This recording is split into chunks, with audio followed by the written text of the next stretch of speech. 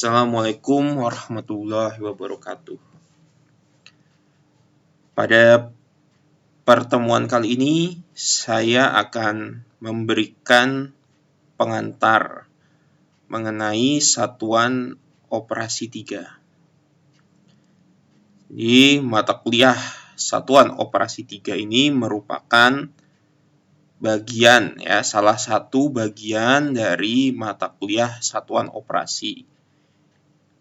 Yang pada semester 4 Anda memperoleh mata kuliah dasar satuan operasi 2, dan yang ini adalah satuan operasi 3. Prinsip dasar atau materi kuliah mengenai satuan operasi 3 itu secara umum adalah tentang proses pemisahan. Baik pemisahan partikel atau zat-zat padat dengan padat, padat dengan cair, padat dengan gas, cair dengan cair, cair dengan gas, maupun gas dengan gas, dan sebagainya.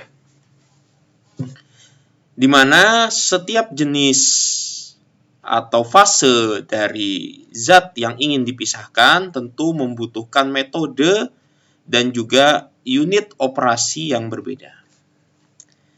Bisa kita perhatikan pada tabel ini bahwa misalkan kita ingin memisahkan suatu zat tergantung major komponen dan juga minor komponen. Yang dimaksud dengan major komponen itu adalah komponen yang banyak pada zat tersebut. Jadi pada zat tersebut dia memiliki komponen apa saja yang banyak. Sementara minor komponen itu artinya komponen yang sedikit. Kita ambil contoh misalnya kita ingin memisahkan suatu zat padat dengan padat. Sehingga di sini metodenya itu macam-macam. Bisa menggunakan sorting, artinya dipilih secara manual karena dia padat dengan padat. Bisa dengan screening, screening ini misalnya dengan saringan. Atau dengan sentrifugasi karena perbedaan berat. Atau dengan flotation, dicelupkan ke suatu cairan. Misalnya yang satu padatannya tenggelam, yang satu padatannya terapung.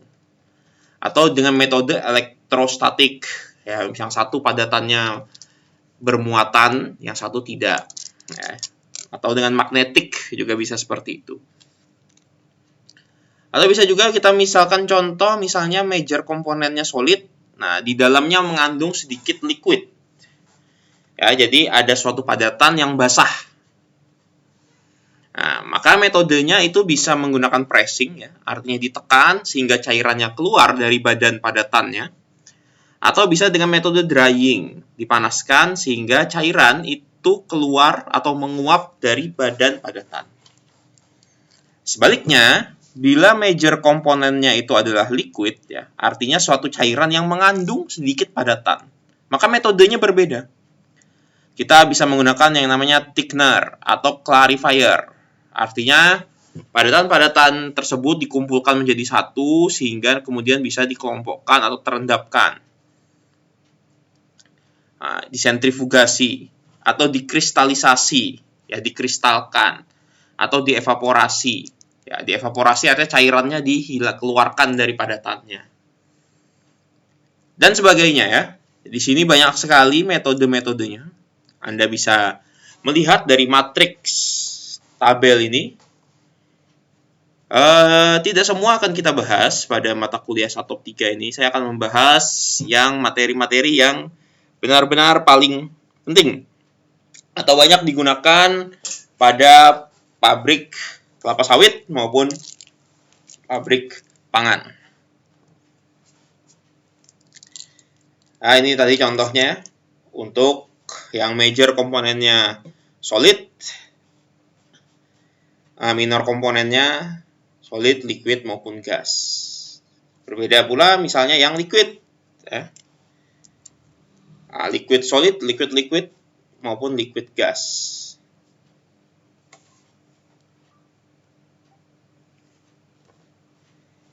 Gas juga yang komponennya gas, misalnya gas mengandung solid, ini biasanya digas buang ya, suatu bahan bakar, suatu proses pembakaran, ini biasanya menggunakan misalnya cyclone atau wet scrubber atau ESP, electrostatic precipitator. Nah, artinya padatan-padatannya itu coba dihilangkan dari gasnya dan sebagainya. Banyak sekali di sini. Nah, kita ambil contoh pemisahan padat-padat tadi ya. Ini yang sederhana. Anda bisa praktikkan sendiri di rumah misalnya. Nah, menggunakan magnet. Ada sulfur dan juga misalnya kandungan besi. Dipisahkan dengan menggunakan magnet. Artinya ada apa? Ada perbedaan daya magnet. Nah, di sini sehingga dia bisa terpisah. Nah, contoh lain misalnya diaplikasikan di industri, di alat-alat. Nah, biasanya misalnya ada magnetic separator. Nah, pulinya ini mengandung magnet.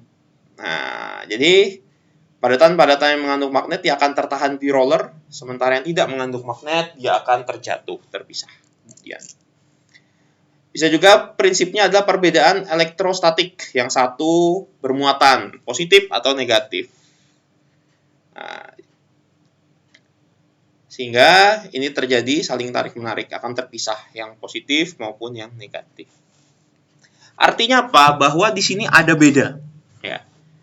Untuk sesuatu hal itu dapat dipisahkan, maka kita harus mencari tahu dulu yang namanya beda. Bedanya apa? Bila kita tidak tahu bedanya, maka kita tidak akan dapat melakukan pemisahan. Ya.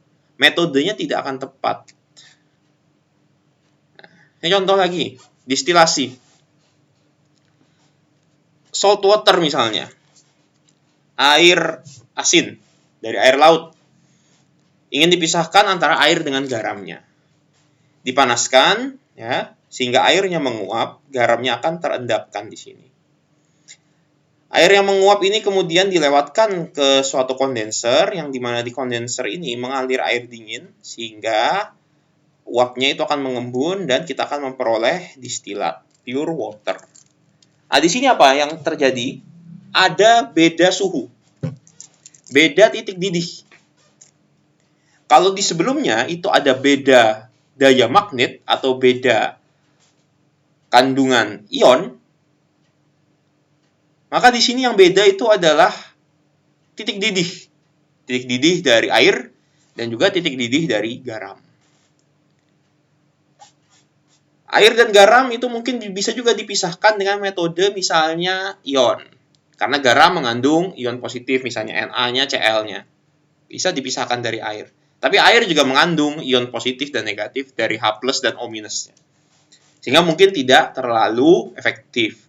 Apalagi misalnya air dan garam kita gunakan metode pemisahannya dengan magnet, sama sekali tidak berfungsi. Karena kita tidak tahu bedanya apa. Gitu. Sehingga dalam prinsip pemisahan yang tadi saya bilang bahwa dengan mengetahui titik beda atau titik separasinya, maka kita akan dapat menggunakan metode yang tepat. Dalam hal ini air dan garam itu kita tahu bahwa titik didihnya berbeda, sehingga kita akan menggunakan metode distilasi. Ini juga contoh metode distilasi untuk minyak atsiri. Nah, ini juga terjadi karena kita tahu titik didih yang pertama misalnya di sini ya. Nah, di bagian kettle-nya, titik didih minyak. Nah, ini kan minyak dipisahkan dari daunnya, dari badan tanaman. Karena kita tahu tanaman tidak bisa menguap bagian daunnya, misalnya bagian batangnya, bagian bijinya. Tapi minyaknya kan bisa menguap sehingga itu dipisahkan. Nah, tapi kemudian di bagian separatornya, ini kan terjadi pemisahan antara minyak dengan air. Ini bukan lagi permasalahan perbedaan titik didih, tapi sekarang adalah perbedaan densitas. Perbedaan massa jenis, sehingga dia menggunakan metode sedimentasi. Di mana air akan mengendap ke bawah dan minyak akan terapung di atas. Kemudian bisa dipisahkan, terbentuk lapisan. Bisa dipisahkan. Nah, artinya metode untuk pemisahan, untuk pemurnian, untuk memperoleh suatu produk, untuk melakukan suatu proses operasional dari suatu unit operasi itu bergantung tadi kepada bedanya apa. Distilasi fraksinasi misalnya. Untuk bagian perengkahan minyak mentah menjadi berbagai bahan bakar. Ini terjadi pada bertingkat-tingkat karena ada apa? Karena ada beda titik didih tadi. Nah, ada beda titik didih inilah yang menyebabkan dapat dipisahkan. Nah, misalnya bagian gas yang ringan itu tentu titik didihnya lebih kecil dibandingkan gas-gas berat.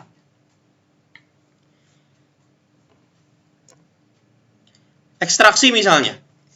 Nah, misalnya ekstraksi kopi. Kopi kita larutkan atau kita campurkan. Misalnya dengan N-heksan bisa, dengan air saja. Dari biji kopinya. Kan kadang kalau kopi yang benar itu akan menimbulkan ampas. Itu artinya apa? Bahwa ada komponen kopi itu yang terlarut ke dalam air. Sementara ada bagian ampas-ampasnya yang tidak terlarut dalam air. Misalnya kopi kita campurkan ke minyak, apakah dia akan larut? Tidak. Artinya untuk metode ekstraksi itu apa yang beda? Beda kelarutan. Kita bukan lagi bicara tentang titik didih di sini, tapi kita sekarang bicara tentang beda kelarutan. Nah, artinya daya larut suatu benda yang ingin kita ambil terhadap pelarutnya. Itulah nanti prinsip ekstraksi yang juga nanti akan dipelajari lebih lanjut. Nah, kalau tadi distilasi, prinsip pemisahan berdasarkan titik didih, ini ada yang namanya ekstraksi, prinsip pemisahan berdasarkan beda kelarutan dan juga jenis pelarutnya. Nah, prinsipnya kalau ekstraksi adalah beda daya larut. Pengeringan misalnya. Nah, pengeringan ini kan prinsipnya adalah memisahkan atau melepaskan kandungan air yang ada pada suatu padatan. Bisa dengan matahari atau bisa menggunakan tray dryer dengan hembusan udara panas dan sebagainya. Ini juga tadi kan perbedaan titik didih. Perbedaan kandungan uap air. Karena kandungan uap air yang ada pada permukaan padatan yang basah itu lebih lembab dibandingkan di udara. Sehingga uap air itu akan naik ya, ke tempat yang lebih kering. Dari yang lembab ke tempat yang lebih kering. Itu kenapa misalnya Anda mengeringkan pakaian setelah hujan atau saat hujan, ya, atau setelah hujan lah, atau di pagi hari, itu lambat keringnya. Karena udaranya itu lembab, banyak mengandung uap air, sehingga tekanan uapnya itu tidak cukup tinggi untuk melepaskan air yang ada di padatan ke udara. Tidak ada beda tekanan uap. Nah, ini lagi. Ada beda. Selain beda titik didih, kita juga bicara untuk pengeringan ada beda tekanan uap. Itu tadi. Berbagai macam teknik pengeringan banyak dipakai, misalnya zonal drying, tray dryer, atau rotary dryer, banyak sekali prinsipnya. Ada lagi metode reverse osmosis di sini. Nah, reverse osmosis ini biasanya untuk memisahkan ya, suatu zat ini yang dia mirip seperti filtrasi ya, seperti saringan, hanya partikelnya itu kecil sekali. Kelasnya itu kelas atom dan diberi tekanan. Nah, ada yang namanya membran. Membran ini adalah suatu media yang lubangnya atau porinya itu sangat kecil sekali, menyesuaikan dengan zat apa yang ingin ditahan. Artinya ini apa? Kita bicara tentang beda ukuran partikel. Nah, sama seperti Anda melakukan screening saringan. Ya. Anda bisa menyaring sesuatu, ada yang lolos, ada yang tertahan, itu artinya ada apa? Ada beda ukuran. Kembali di sini. untuk melakukan pemisahan, separasi itu harus ada beda. Nah, kita ambil contoh satu proses yang full ya. Misalnya kita melakukan proses penggilingan tebu menjadi raw sugar. Nah, kita lihat di sini dari truk datang tebu dibawa di shredder, digiling, dimiling. Milling ini pemisahan, dipres ya. Dia memisahkan nira atau cairan tebu dari batangnya. Ada proses pressing, dipres, dipaksa keluar. Jusnya ya, cairannya itu kemudian dipanaskan, ditambahkan lime, nah, lalu di clarifier. Clarifier ini untuk remove mud, lumpur-lumpur atau kotoran. Ini di clarify, artinya dia diendapkan sambil diaduk sedikit perlahan-lahan. Nah, lalu kotorannya, lumpurnya itu dikeringkan, dipisahkan antara cairan dengan lumpurnya. Lumpurnya menjadi padat, menjadi cake namanya. Di rotary vacuum filter. Nah, ini kembali, artinya cairannya itu dipisahkan dengan prinsip perputaran, rotary. Kemudian di vakum. Cairannya diambil, dihisap, padatannya ditahan di suatu filter. Seperti misalnya Anda di lab. Nah, lalu jus yang clear tadi ya, gula yang cairan gula yang murni itu kemudian dievaporasi untuk remove water, menghilangkan airnya. Berdasar apa? Perbedaan titik didih antara cairan air dengan gula. Nah, sehingga dia nanti menjadi namanya sugar liquor, gula kental. Gula kental, dia dipanaskan di vacuum pan, kemudian di sentrifugal. Nah, di sentrifugal ini sehingga dia di vacuum pan ini terjadi proses kristalisasi, artinya yang benar-benar gula itu menyatu, partikel-partikel gula itu menyatu menjadi satu padatan, yang air tidak. Padatannya kemudian dipisahkan di sentrifugal, diputar. Karena dia bersifat padatan, dia akan terlempar, tertahan di dinding centrifuge, kemudian cairannya akan jatuh ke bawah, keluar ya. Nah, lalu gulanya itu dikeringkan di rotary sugar dryer. Nah, dengan udara panas, dia akan dikeringkan. Udara panas dan kering. Dikeringkan sehingga air-air yang masih ada di gula itu akan hilang. Sehingga kita mendapatkan gula yang murni. Nah ini ya, jadi suatu proses di produksi di suatu pabrik, itu sebagian besar itu adalah proses pemisahan. Nah, pemisahan itu tujuannya adalah pemurnian, recovery, recycle, maupun proses pembersihan. Itu macam-macam, tergantung tujuannya. Ya, jadi itu. Dan untuk melakukan suatu pemisahan, itu tadi kita harus tahu bedanya. Karena begitu kita tahu beda, kita bisa memilih alat atau proses yang tepat. Baik, sekian untuk pengenalan mengenai 1/3 kira-kira apa yang akan dipelajari nanti, yaitu tentang proses pemisahan. Sekian dan terima kasih.